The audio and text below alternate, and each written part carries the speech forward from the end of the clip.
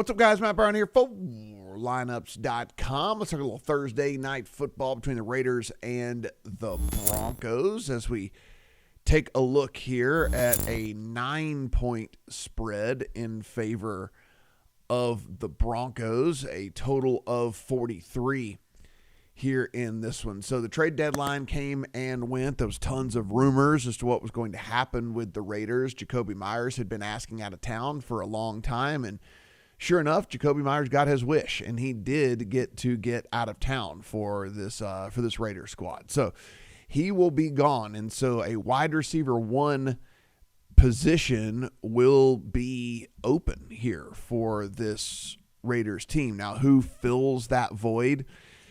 Seems to be like Trey Tucker is the obvious choice to be the number one wide receiver here, at least in the interim. But again, it is something we will monitor because we're not 100% sure how they're going to do this. We'll take a look here at the injury report and see that. You can see Brock Bowers, after coming back full, no injury report for him yet again. You do see we got a questionable on Lonnie Johnson, but he did get in a full practice 3 times this week trying to come back from a really bad injury. So we'll see if he gets activated and plays in this one. You can see nobody except for Aiden O'Connell ruled out here for this Raiders team. Aiden O'Connell, we knew, not going to make it all the way back off of IR quite yet. So we were aware of that. Over here, not so much for the Denver Broncos.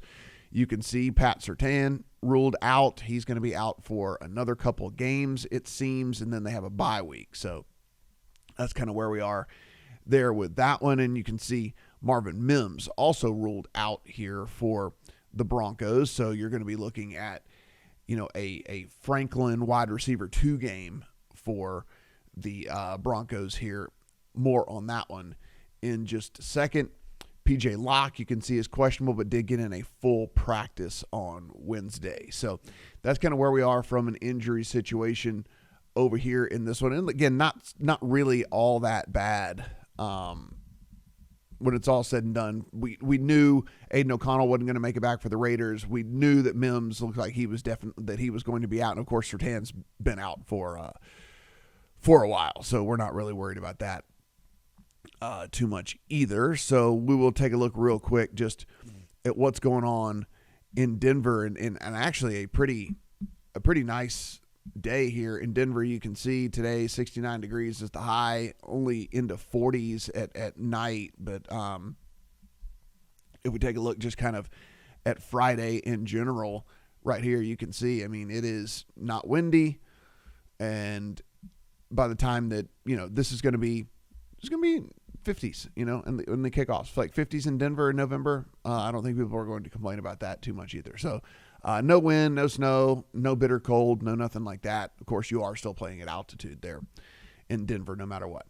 So one of the things, obviously, is just the mismatch here is how good the Denver defense is. However, that Denver defense got a lot of their clout whenever Pat Surtain was in the lineup. And we talked a little bit about this last week in the handicap at the Texans, in the game against the Texans, which was, hey, look, it is a completely different defense when you take one dude and you say, hey, you go cover their number one, and then from there, we'll figure it out. And that's what you have when you have Pat Surtain on the lineup, and he's not there tonight. And so what you have now is a defense that's still very good and still pressures the quarterback, which is mainly the thing where this could go off the rails for the Raiders, because we are talking about a team that just gets after the quarterback a ton. It is a pressure rate top 5 in the NFL, and going up against a offensive line that gives up a top 5 amount of pressure in the NFL as well. Really, the thing here for me is how in the world are the Raiders going to move the ball, and what's going to be their method for trying to move the ball, because you have a team in Denver that is very, very good in all facets. Now, I do believe that their pass defense takes a huge, huge knock without Surtain out there. It just fundamentally changes how you run your offense just in general, right? If you are able to shut down a team's number one option fairly easily, I might add. Surtain was absolutely smothering to everybody. then it makes the game a whole lot easier, And so I do wonder just exactly how much the pass defense takes at least a knock whenever he's out over the next couple of weeks. But on the run defense side of things, I mean, it is still one of the better run defenses in the NFL. We're talking top 7 in rush EPA per play allowed. We are talking top 6 in rush success rate. So I don't think Ashton Jeanty is going to get it done. So if they're going to do anything, it's going to have to be through the air. And I know Geno has a propensity to throw the ball to the other team and all of that, but this offense for the Broncos has not been good. It has not been very good at all. And so I don't know about them winning at margin. If this thing was double digits, if this thing gets back to double digits, I think for sure that this is going to be a play for me on the Raiders. I hold my nose and play it on the Raiders in this thing. I do think they can move the ball a little bit through the air with Brock Bowers getting back out there, which kind of leads us to the plays. I'm waiting on a 10. 10 did hit earlier in the week, so you got to just look around, see if people come in on Denver. But not available out there right now, so just kind of a wait and see there on that number. But from a player prop perspective, I'm going to tell the story of a team that is a 9-point dog that is not going to be able to run the ball at all. And with that, you come over here, and the obvious place to start is Brock Bowers. Now, look, yesterday you could have gotten this 2 yards shorter, and 2 yards is 2 yards, but I'm still playing the over. And shop around as always. You might be able to find something better than 64. I think Brock Bowers gets force-fed in this game. And so by volume alone, he can get to this number because I do not foresee success on the ground for this. Do not see success on the ground for this Raiders team. So I think this is going to be, you have to go to the air, even though it's still going to be tough, even though there's going to be pass rush in your face. Geno's probably going to throw it to the other team at least once in this game. But Brock Bowers is unguardable. When he is fully healthy, if you saw in week 1 when he was healthy, and then you saw last week when he was healthy, that is Brock Bowers. Brock Bowers cannot be guarded. You can't put a corner on him. You can't put a linebacker on him. He just goes and does what he wants to do. And so I'm playing over on Brock Bowers from a yardage perspective. Now, I'm not doing that. This thing is since last night, this thing got so blown to hell.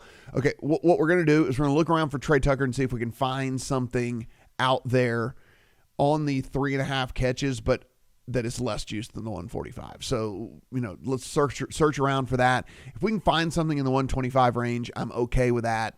So if you find that at your book of choice, then this is a play for me because Tucker is the obvious beneficiary of Jacoby Myers getting shipped out of town.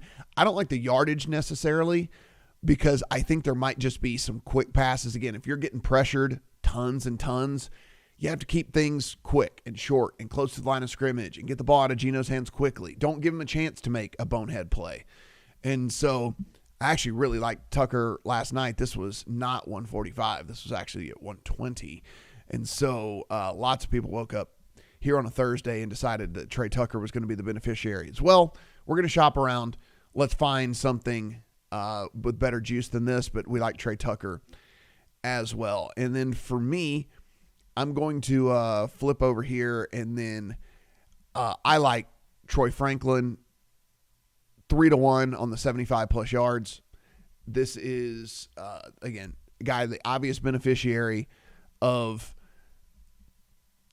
Marvin Mims not being in there. Yes, Cortland Sutton is your number 1, and yes, this Broncos offense has looked like complete ass at times, but you're going up against a defense in the Raiders that has just been, has just been terrible, right? And then not only that, but if you just look from a drop back perspective, they're bottom. They're 23rd over the entire season in drop back EPA allowed. They are 22nd over the entire season in drop back success rate allowed.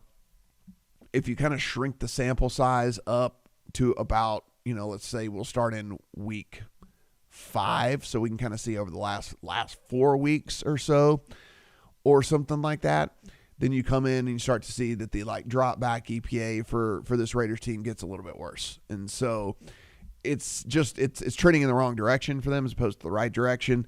And Franklin, even though he's a guy that's going to need a little bit of volume to get to a number like 75, I think the volume will be there for him tonight. Now, if you want to be a little more conservative, you can go to just the 50 plus and get a little bit of a plus money. You can see that his number is sitting at 42.5. So you can actually get a tiny bit of plus money to tack on 7 yards to his total at plus 105. If you're a little bit more conservative, again, that's perfectly fine with me. I'm going to swing for the 3-1 on Franklin at 75 plus yards. I think that they move the ball on this Raiders defense pretty good. So I'm attacking the pass game in this one, not really going for anything on the rushing side. Don't believe that Max Crosby has enough help to really slow down the pass game for the Broncos here in this one. And listen, Bo Nix has been bad. Bo Nix has been, outside of the 33-point fourth quarter against that Giants team, what would be our view of this Broncos team if they didn't come back and win that game against the Giants, where they couldn't move the ball at all at home?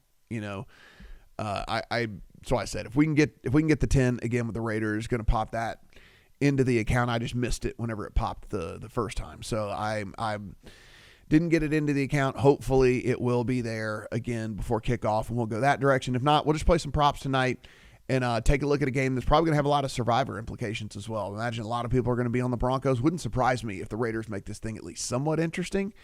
Kind of think it's going to be a last-second type game, or the Raiders just complete no-show with a short week on the road and trading away your wide receiver one and all of that. So I think it's kind of one of the two type situations for me. Nail biter, maybe the Raiders even pull this thing out, or they lose by 2 touchdowns is the feeling here for me. All right, guys, if you haven't done so already, hit that subscribe button down below. Everything we do absolutely free. Let me know in the comment section how you are playing this one, and of course we'll be back with full game previews here on Friday for every single game in the NFL. Good luck on all your Thursday